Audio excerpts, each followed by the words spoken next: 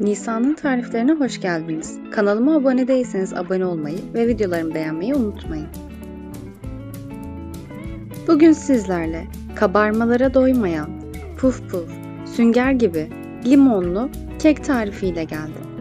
Bu tarifimizde farklılık olarak süt veya yoğurt yerine bir şişe maden suyu kullanacağız.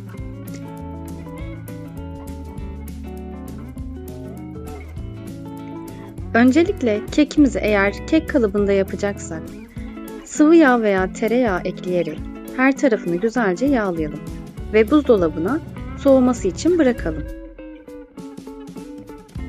Yağımızı her yerine gelecek şekilde dikkatli bir şekilde sürelim.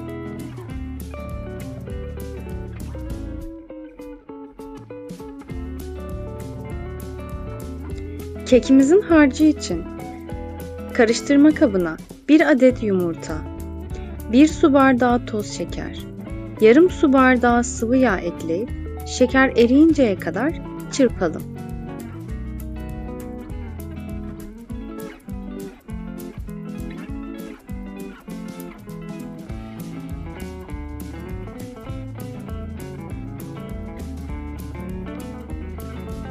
Bir adet limonu rendeleyelim ve harcımızın içerisine ilave edelim. Rendelemiş olduğumuz limonumuzu güzelce sıkıp suyunu da kek harcımızın içerisine ekleyelim.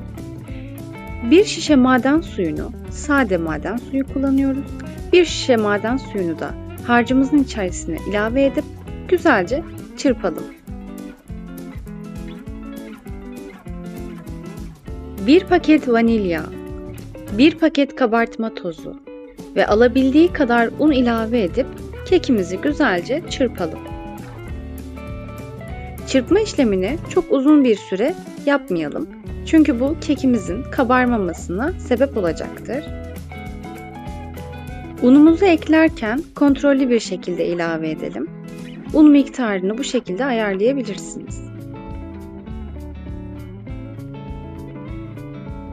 Benim için kek hamurumun kıvamı bu şekilde yeterlidir. Siz isterseniz biraz daha katılaştırmak için un ilavesi yapabilirsiniz.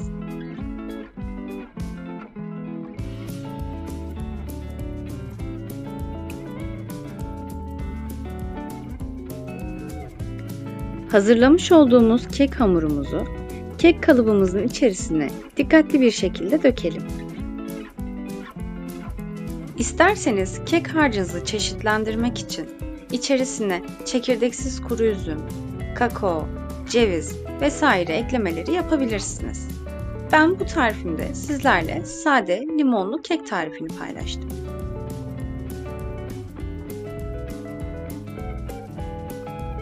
Kek kalıbının içerisinde her yere eşit yayıldığını görmek için hafif döndürme hareketiyle birazcık çevirerek etrafa yayılmasını sağlayalım.